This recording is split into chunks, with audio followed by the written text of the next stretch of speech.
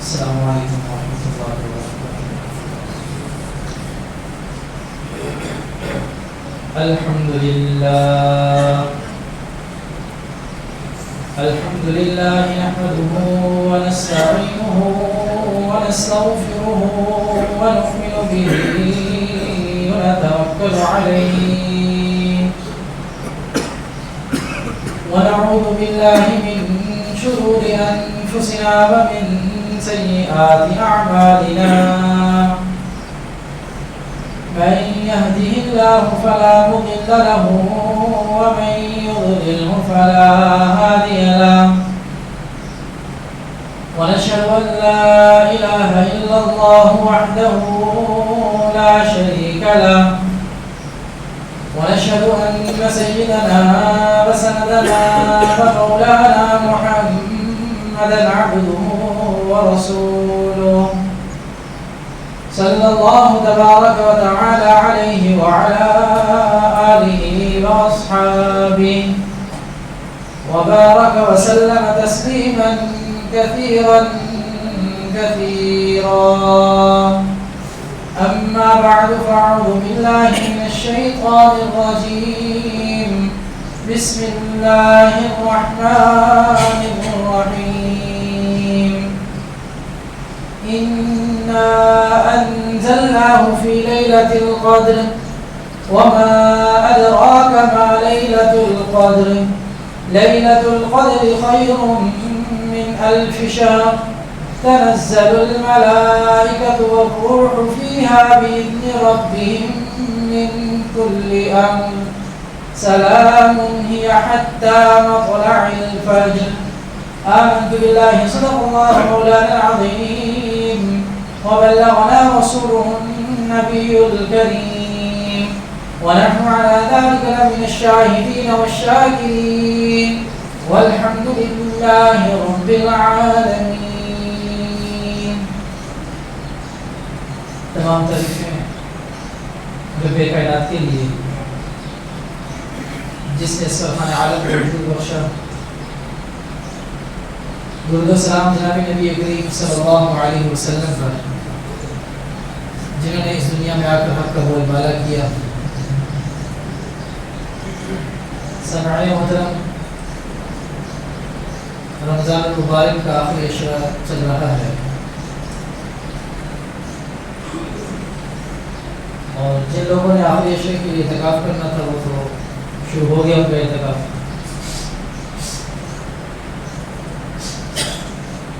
اور آخری عشرے کی خاص عبادت جو سب کے لیے ہی بہت خاص ہے، اعتکاف والے اعتکاف بیٹھ چکا، اس کے بعد جو بیٹھے گا وہ نفلی ہوگا۔ لیکن جو لیلۃ القدر ہے یہ ایسی عبادت ہے کہ رمضان کے اینڈ تک سب کے لیے ایک ہے، اوپن آفر ہے۔ ایک محدود تھی، اس وقت تک جس نے کیا کر لیا، اس کے بعد ختم وہ اعتکاف کی عبادت۔ جس نے کر لیا اس خاص وقت تک ختم ہو گیا، اب وہ سنت اعتکاف نہیں کر سکتا، اگر اس کے بعد کرے گا تو نفلی اعتکاف ہوگا، وہ پیکیج تو ختم ہو گیا۔ لیکن یہ لیلۃ القدر والا جو پیکیج ہے یہ اینڈ تک جائے گا، یہ لمبا ہے، اس سے انسان فائدہ اٹھا سکتا ہے، کسی بھی وقت میں اٹھا سکتا ہے۔ تلاوت کرتے جو صورت ہے وہ اسی حوالے سے فرمایا انا انزلناہ فی لیلۃ القدر، کہ ہم نے قرآن مقدس کو لیلۃ القدر میں اتارا۔ یہ خود ایک بڑی مقدس رات تھی، بڑی محترم اور مکرم رات تھی کہ جس کو جناب نبی کریم صلی اللہ علیہ وسلم نے خود تلاش کرنے کی کوشش کی۔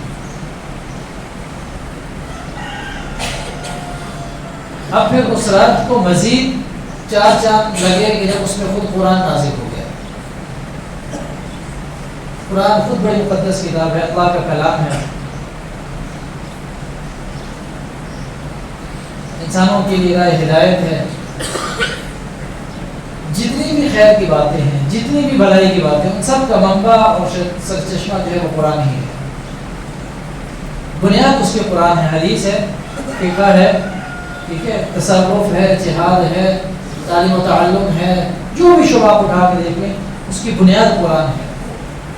اور یہ قرآن خود لیلۃ القدر میں نازل ہوا، اس کی فضیلت مزید بڑھ گئی، اس کی عظمت اور بڑھ گئی۔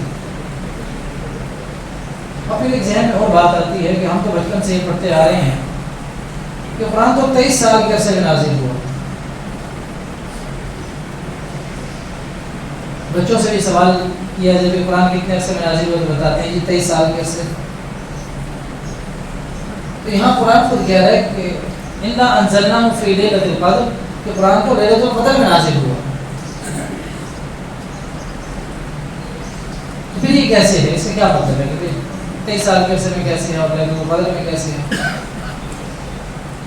تو علماء نے لکھا ہے کہ اللہ رب العزت نے لوح محفوظ سے قرآن کو، یہ جو ہماری طرف پہلا آسمان ہے قریب، اس کے اوپر اتار دیا۔ یہ ایک ہی دفعہ میں آیا ہے، یہ اس کا ذکر ہے۔ اللہ نے جو سب سے اوپر آسمان تھا جہاں پہ قرآن محفوظ تھا، وہاں سے اللہ نے آسمان دنیا کے اوپر اس کو اتار دیا، وہ ایک ہی دفعہ میں اتارا، اور وہ لیلۃ القدر تھی جب اتارا۔ اس کے بعد حضرت جبرائیل علیہ السلام اپنی پوری ایمانت کے ساتھ، پوری دیانتداری کے ساتھ، اور جیسا کہ اللہ رب العزت جتنا جتنا حکم دیتے گئے، ضرورت محسوس ہوتی گئی، وہ پوری دیانتداری کے ساتھ جناب نبی کریم صلی اللہ علیہ وسلم تک پہنچاتے گئے۔ تو جو آسمان دنیا سے جناب نبی کریم صلی اللہ علیہ وسلم تک پہنچا وہ 23 سال کا عرصہ تھا۔ لیکن جو عرض سے لوح محفوظ سے جو نازل ہوا ہمارے پہلے آسمان کے اوپر، یہ ایک ہی دفعہ میں تھا، یہ لیلۃ القدر تھا۔ آگے سوالیہ انداز کے اندر یہ کہا جا رہا ہے کہ وما ادراک ما لیلۃ القدر، کہ ہم نے لیلۃ القدر میں تو قرآن کو اتارا ہے، لیکن تمہیں کیا معلوم کہ یہ رات کیسی عظمت والی ہے، کیسی برکت والی ہے، کیسی مقدس اور محترم ہے، تمہیں کیا معلوم ہے اس کا؟ تمہیں کیا معلوم کہ لیلۃ القدر کیا ہے؟ تم کیا جانو کہ لیلۃ القدر کیا ہے؟ لیلۃ القدر خیر من الف شہر۔ تو اس کا جواب خود اللہ رب العزت دے رہے ہیں کہ تمہیں تو نہیں معلوم اس کی قدر کیا ہے، تمہیں تو نہیں معلوم کہ اس کی عظمت کیا ہے۔ یہ تو 1000 مہینوں سے بہتر رات ہے، یہ ایک رات ہے لیکن یہ 1000 مہینوں سے بہتر ہے۔ اور اگر 1000 مہینوں کے کل سال بنائے جائیں کیا بنتا ہے، تو تقریباً 83 سال 4 ماہ بنتے ہیں، تقریباً اتنا ہی بنتا ہے۔ اس کا مطلب یہ ہے کہ ایک انسان اگر 83 سال 4 ماہ تک عبادت کرتا رہے اور ان سالوں کے اندر لیلۃ القدر نہ ہو،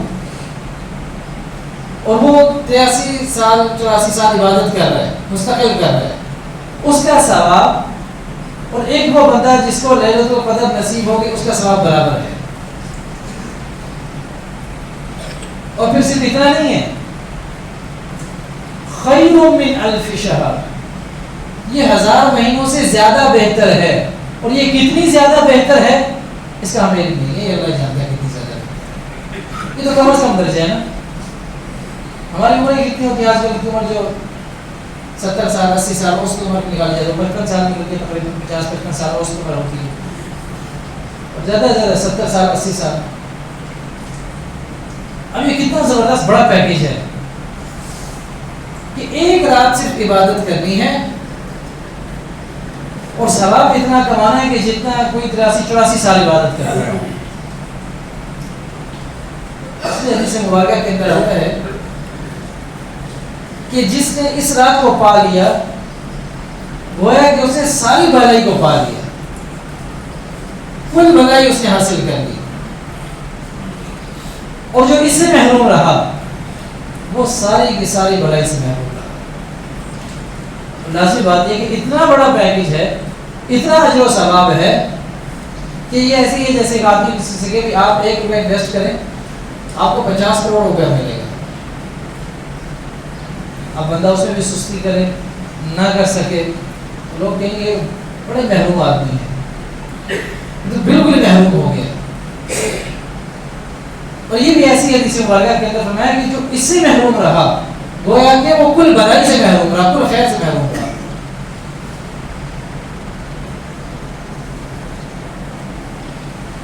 حضرت ابن عباس رضی اللہ تعالیٰ عنہ فرماتے ہیں، راوی ہیں، کہ جناب نبی کریم صلی اللہ علیہ وسلم کے سامنے ذکر کیا گیا بنی اسرائیل کے بندے کا کہ وہ 1000 ماہ تک جو ہے نا کندھے پر اسلحہ لے کر جہاد کرتا رہا. آپ علیہ السلام کے بعد بڑی پسند ہے،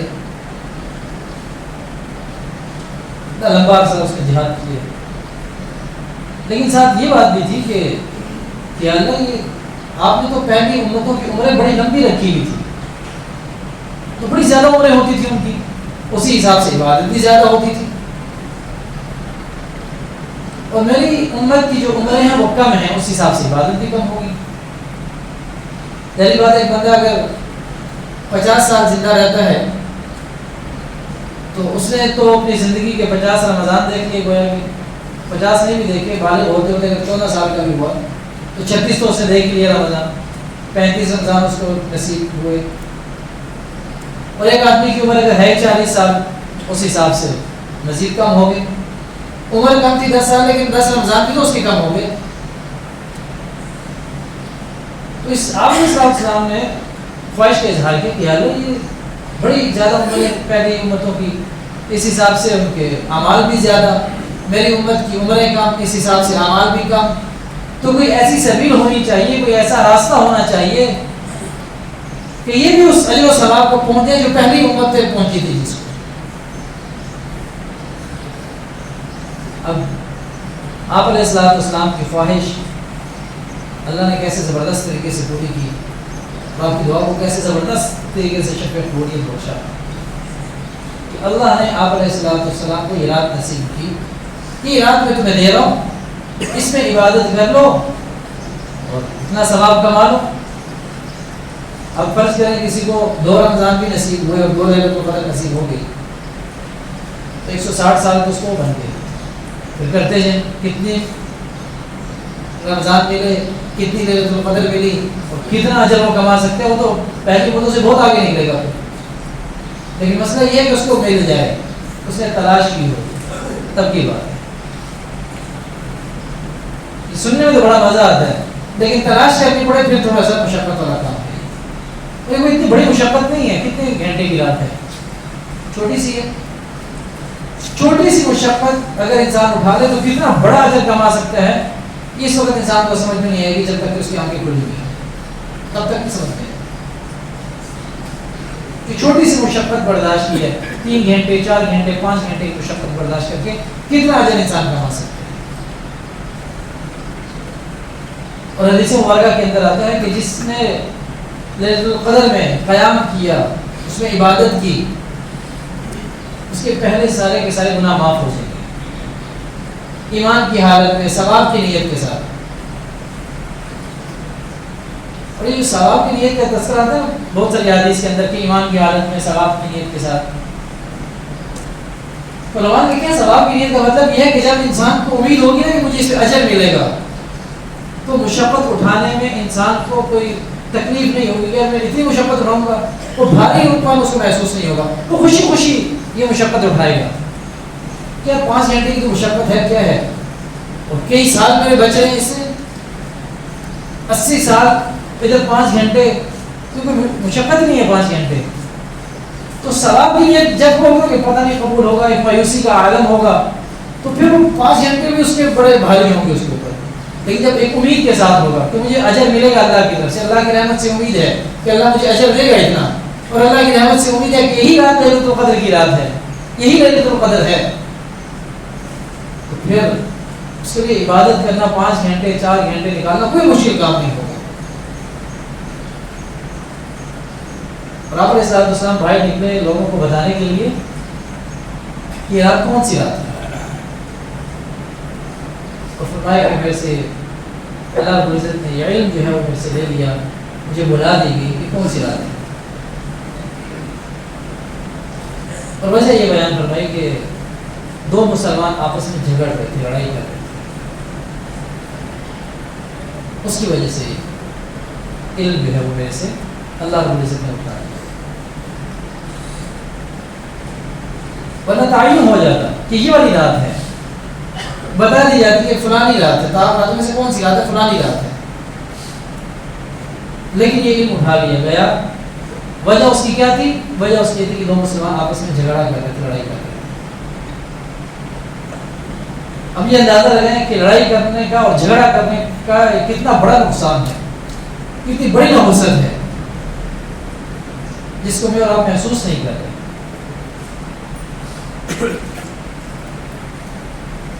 اور یہ بات پہلے بھی میں عرض کر چکا ہوں کہ ہمارے ذہن کے اندر یہ ہے کہ میں نے روزہ رکھ لیا، میں نے تراویحیں پڑھ لی، رمضان مجھے نصیب ہو گیا اور قرآن کی تلاوت کر لی، میں نے سارے کا سارا دین کے اوپر عمل کر لیا، اب میں دین کا ٹھیکیدار۔ اب بس وہی کے انتظار میں بندہ ہوتا ہے کہ کس وقت میرے اوپر وحی آنے والی ہے، تو بڑا پرہیزگار، بڑا تہجد گزار، بڑا اللہ کا ولی بن گیا ہو، اب وہ بیچارہ وحی کے انتظار میں بیٹھا ہوتا ہے۔ اس بندے کو، اللہ کے ولی کو پتہ ہی کوئی نہیں ہے یہ تو دین کا ایک حصہ ہے۔ کل دین جو ہے اس کے اگر 4 حصے کیے جائیں تو عبادات صرف ایک حصہ ہے، باقی اکثر دین تو وہ چھوڑ کے بیٹھا ہے بیچارہ، اکثر دین تو اس نے چھوڑ دیا ہے۔ مدارس کے اندر جو فقہ کے اعتبار سے کتاب پڑھائی جاتی ہے اس کی 4 جلدیں ہیں، کل مطلب اس کو کل ملا کے بڑا اس کا درجہ اس کو حاصل ہوتا ہے ہدایہ کے نام سے۔ اس کے اندر عبادات کی ہیں، معاملات کی ہیں، معاشرت کی ہے، سارا کچھ اس کے اندر شامل ہے سارا۔ اور یہ جو ہمارے جج حضرات ہیں یہ بھی اس کو بڑی قدر اور عزت کی نگاہ سے دیکھتے ہیں اس کتاب کو۔ اب آپ اندازہ لگائیں کہ اس کی 4 جلدیں ہیں، 4 جلدوں میں سے صرف ایک جلد کے اندر عبادات ہیں بس، باقی 3 کے اندر عبادات نہیں ہیں، سب معاملات ہیں۔ اور یہ اللہ کا ولی روزے رکھ کے، تراویحیں پڑھ کے، قرآن کی تلاوت کر کے، تہجد پڑھ کے اب وہی کے انتظار میں بیٹھا ہے کہ میں تو کل دین کے اوپر عمل کر چکا ہوں بس۔ اب فرشتے نے آنا ہے اور آ کے مجھے جنت کی بشارت سنانی ہے، میری روح نکلنی ہے، میں سیدھا جنت میں۔ ایسا تو کچھ نہیں ہونے والا جب تک کہ معاملات تھی۔ اب یہ معاملہ ہے نا، ایسا تو نہیں تھا کہ دونوں نے نماز چھوڑی ہو، ایسا تو نہیں تھا کہ دونوں نے شراب پی ہو، ایسا تو نہیں تھا کہ دونوں نے کوئی زکات کا انکار کر دیا ہو، کچھ بھی ہے۔ یہ دونوں جھگڑ رہے تھے آپس میں، لڑائی کر رہے تھے آپس میں۔ اللہ نے جو تعین تھا اس رات کا وہ اٹھا لیا۔ اگرچہ علماء نے اس کے اٹھانے میں بڑی حکمتیں لکھی ہیں اور اللہ کی طرف سے واقعی بڑی حکمت ہے کہ اللہ نے علم اٹھا لیا، یہ بھی انشاءاللہ میں آپ کے سامنے عرض کرتا ہوں کہ اس میں حکمتیں کیا تھی۔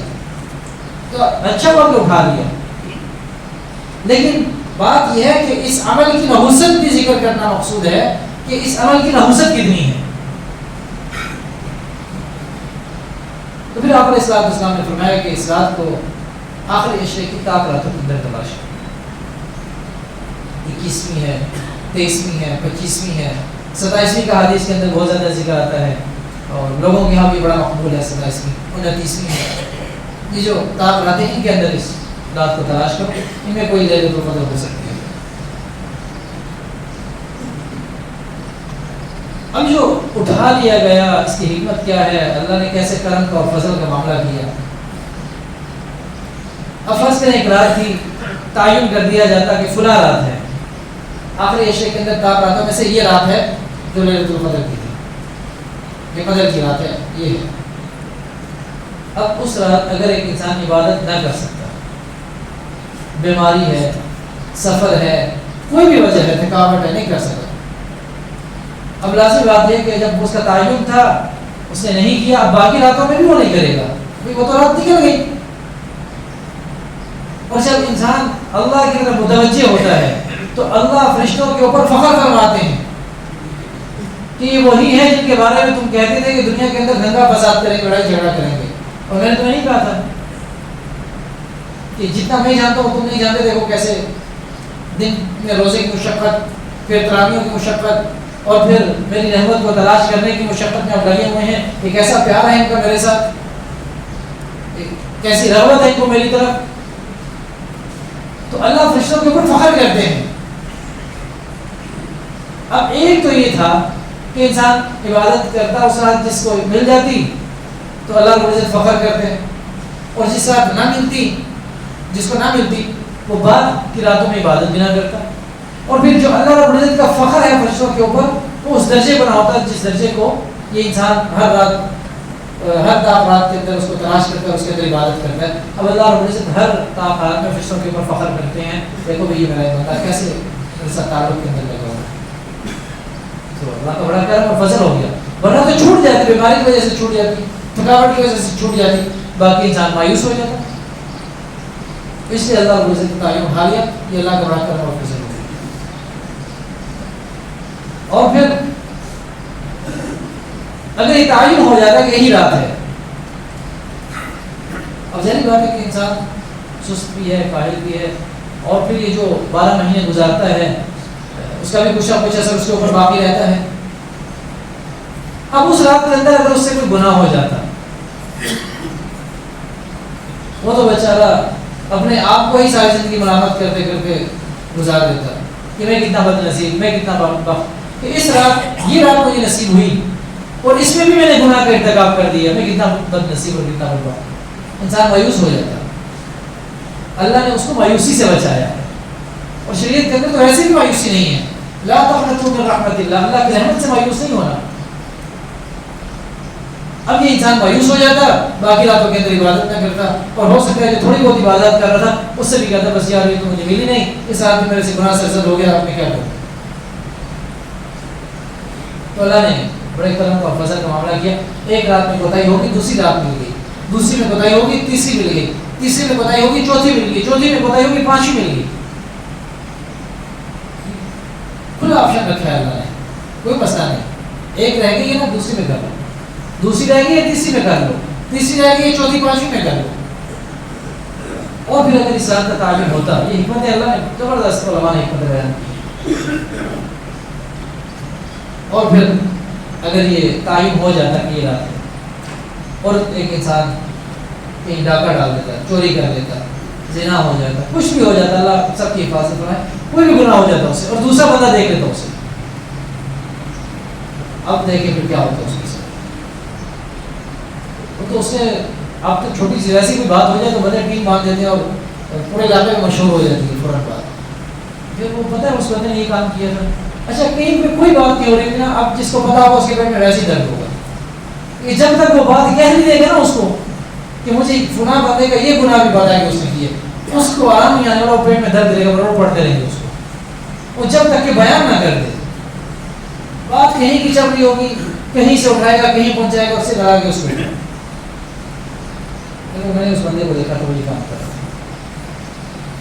اب تو کیونکہ عام دنوں کے اندر تو انسان اس کو کسی نہ کسی درجے میں برداشت کر سکتا ہے, لیکن اس رات کے اندر وہ گناہ کرتا, وہ اسے دیکھ لیتا, اور پھر وہ لوگوں کو بتاتا کہ فلاں بندے کو دیکھو کیسا بدبخت ہے, کیسا بد نصیب ہے کہ یہ ایک رات اسے ملی تھی, اس میں بھی یہ گناہ کر رہا تھا. اور سارے لوگ اس کو باتیں سنا کے ویسے مار دیتے سارے.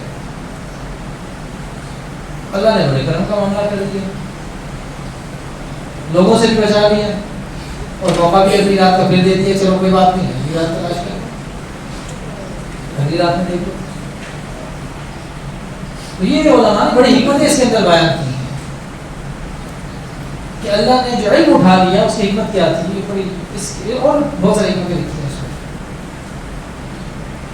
تو بہرحال اس وقت جو ایک پوائنٹ کی بات ہے جس کے اوپر ہمیں سب کو فوکس کرنا ہے, توجہ دینی ہے اس کے اوپر, وہ یہ ہے کہ آپس کا لڑائی جھگڑا کتنی نحوست رکھتا ہے, آپس کا بغض اور عناد کتنی نحوست رکھتا ہے, اور یہ چیزیں سارے کا سارا جو کیا دھرتے ہیں وہ سب اعمال چٹ کر کے رکھ دیتے ہیں, کچھ نہیں بچاتے. یہ آپس کا عناد, بغض, کینہ, حسد, یہ ایسی بیماریاں ہیں کہ کچھ نہیں چھوڑتی انسان کو, سب کچھ تباہ کر کے. دوسروں کے دل کو صاف رکھنا, دل کو بڑا رکھنا, دوسروں کو جگہ دینا, مقام دینا, دوسروں کی عزت کرنا, دوسروں کی رائے کا احترام کرنا. اختلاف ہو جائے تو اس کو اختلاف کی حد تک ہی رکھنا, اس کو رائے کا اختلاف سمجھنا, یہ بہت بڑی بات ہوتی ہے. یہ بڑے دل, یہ انبیاء کی صفات میں سے ہے. آپ علیہ السلام کو لوگوں نے شاعر نہیں کہا, اللہ نے ذکر کر کے بتایا. وما هو بقول شاعر, نہیں شاعر تو نہیں ہے. کہا کہ یہ تو مجنون ہے. ولا بقول کاہن, کاہن کا کلام تو نہیں ہے, مجنون کا کلام نہیں, جادوگر کا کلام نہیں ہے. لوگوں نے انبیاء کو کہا یہ پاگل ہے, اور بڑے آرام سے جواب دیا نہیں ایسی بات نہیں ہے جو تم سمجھ رہے ہو, ایسا نہیں ہے, میں تو اللہ کی طرف سے بھیجا کا پیغمبر ہوں. آج ہمارے یہاں اینٹ کا جواب پتھر سے دینا, بھائی اس نے مجھے ایک سنائی, دیکھو میں نے ایسی سنائی, دوبارہ نظریں نہیں ملا سکا میرے سے, وہ بھی شریف آدمی تھا, نظریں نہیں ملا سکا. اور ایک اور بات بتاؤں کہ چپ چڑھ جاتا ہے نا, بہت زبردست وہ دوسرے کے لیے عذاب چھوڑ کے چلا گیا. علماء سے سنا ہے کیسے تو بکر صدیق رضی اللہ تعالیٰ عنہ اور جناب نبی کریم صلی اللہ علیہ وسلم آپ اگڑنے جا رہے تھے, اور ایک بندہ آیا, اس نے برا بھلا کہنا شروع کیا. حضرت بکر صدیق رضی اللہ تعالیٰ برا بھلا کہہ رہے ہیں, آپ علیہ السلام مسکرا رہے ہیں. ایک بار دیکھ رہے ہیں کہ مجھے برا بھلا کہہ رہا ہے, ہماری بچپن کی دوستی ہے, ایسی با کمال دوستی کہ جس پہ آسمان والے بھی رش کرتے ہیں, اور یہ آپ مسکرا رہے ہیں. اب ایک برداشت کی حد ہوتی ہے. حضرت بکر صدیق رضی اللہ تعالیٰ بول پڑے. جب بول پڑے تو آپ علیہ السلام نے ان سے فاصلہ اختیار کر دیا.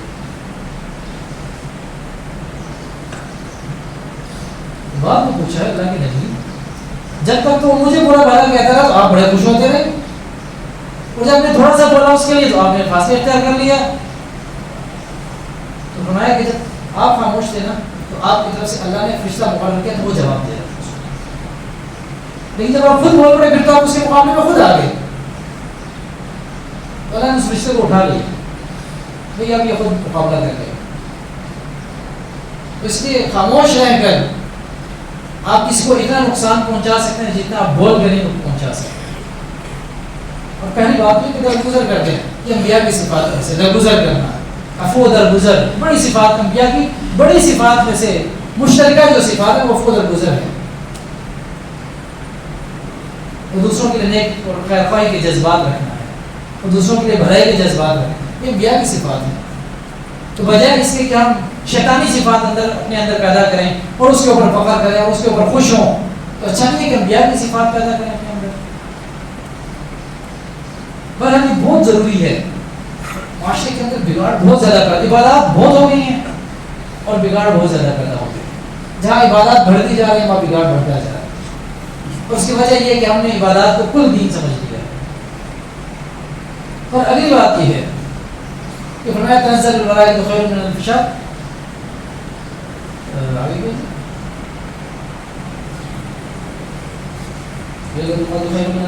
تنزل الملائکۃ والروح فیہا بإذن ربہم من کل امر سلام. اس میں فرشتے بھی اترتے ہیں اور وہ روح, اور نماز کیا وہ روح سے مراد حضرت جبرائیل امین بھی ہے, کہ حضرت جبرائیل امین بھی اترتے ہیں. اور بعد میں فرمایا کہ رحمت ہے, کہ رحمت بھی اللہ کی موسلادھار بارش کی طرح واقعی مزاحمی برستی ہے, لیکن اس رات زیادہ برستی ہے. اور فرشتے بھی اترتے ہیں اور رحمت کی دعائیں کرتے ہیں لوگوں کے لیے جو عبادات میں لگے ہوتے ہیں, ان کے ساتھ عبادات میں لگتے ہیں, ان کی رحمت کی دعا کرتے ہیں. اور یہ سلسلہ فجر تک چلتا رہتا ہے, یہ حتی مطلع الفجر صبح تک یہ سلسلہ چلتا رہتا ہے. تو میرے بھائی یہ کچھ راتیں تو گزر گئی, 2 آگے آنے والی 3 راتیں باقی ہیں. اس کے اندر سب سے پہلی چیز, سب سے بنیادی چیز اپنے دل صاف کریں. اگر آپ نے دل صاف کیا ہے, عشاء کی نماز جماعت کے ساتھ پڑھی, تراویحیں پڑھی, وتر پڑھے, اس کے بعد جا کے آپ سو گئے, اور فجر کی نماز آپ نے اٹھ کے پھر سحری کرنے کے بعد آپ نے فجر کی نماز جماعت کے ساتھ پڑھ لی, یقین کریں, امید رکھیں اللہ کی رحمت سے کہ اللہ نے پوری رات عبادت کا ثواب آپ کو دیا ہے. لیکن شرط یہ ہے کہ کسی کا کینہ اور بغض نہ ہو, کسی کے لیے حسد نہ ہو, کسی کے ساتھ لڑائی جھگڑا نہ ہو, سب سے معافی مانگیں. میں پہل کرتا ہوں, میں آپ لوگوں سے ایک عرصے سے میں یہاں پہ ایک خطابت کی پرائس انجام دے رہا ہوں, درس بھی بیچ میں چلتا ہے. کسی حوالے سے کوشش یہ رہی ہے, اپنا تو حالت نہیں بتاتا ہوں, مجھے اپنا تو نہیں پتا, میں تو کہوں گا میں بہت دیکھ میں بڑا اچھا بندہ ہوں. تو کوشش یہ رہی ہے کہ کسی کے اوپر کوئی تنقید نہ ہو, کسی کی طرح جاری نہ ہو, اور کسی کے جذبات کو ٹھیس نہ پہنچے. پھر بھی اگر پہنچ گئی ہو اتنے عرصے کے اندر, تو میں اللہ کے لیے آپ سے معافی مانگتا ہوں کہ سب سے پہلے آپ مجھے معاف کریں. کیونکہ اگر آپ کی معافی نہیں ہوگی تو یقین کرنے کہ میرے سارے جمعے، ساری عبادات، سارے درد، ساری نمازیں سب بیکار ہیں میرے لیے، میری کوئی حیثیت نہیں رکھتے. اللہ کے یہاں مجھے نہیں بخشوا سکتی یہ ساری چیزیں، یہ حقیقت بتا رہا ہوں، زیرو پہ. تو اللہ کے لیے، اللہ کی رضا کے لیے آپ حضرات سے گزارش ہوگی، درخواست ہوگی کہ آپ لوگ سب کے ساتھ دل سے، اور یہ کوئی خطابت والے جملے نہیں ہیں، آپ یہ سمجھیں کہ کوئی خطیبانہ جملے بول رہا ہوں، یہ دل کی گہرائی سے آپ سے بات کر رہا ہوں، اور یقین کر لیجیے دل سے کہہ رہا ہوں کہ آپ لوگ مجھے معاف کر دیں. اور آپ حضرات کا تو میرے اوپر بہت بڑا احسان ہے، اس کو میں اکثر ذکر کرتا رہتا ہوں. میں جب یہاں پہ آیا تو مجھے تو بولنا بھی نہیں آتا تھا. بہت ساری جو شروع دن سے میرے ساتھ لوگ وابستہ ہیں ان کو پتا ہے کہ میں کتنی غلطیاں کرتا تھا. آپ لوگوں نے برداشت کیا، اصلاح کی. الحمدللہ آج جو میں بول سکتا ہوں، بات کر سکتا ہوں، جو اللہ نے مجھے مقام دیا وہ تو اللہ کی رحمت ہے. اور اس کے بعد ظاہر کے ثواب کے اندر دیکھا جائے تو آپ حضرات ہیں کہ جو مجھے اتنا سا برداشت کیا اور ساتھ ساتھ میری تربیت ہوتی رہی. تو میں ایک دفعہ پھر آپ حضرات سب سے جو یہاں پہ موجود ہیں، جو موجود نہیں ہیں، دوسروں تک پیغام پہنچا سکتے ہیں، وہ ایک نائب بن کے میرا پیغام پہنچائیں کہ اللہ کے لیے مجھے معاف فرمائیں.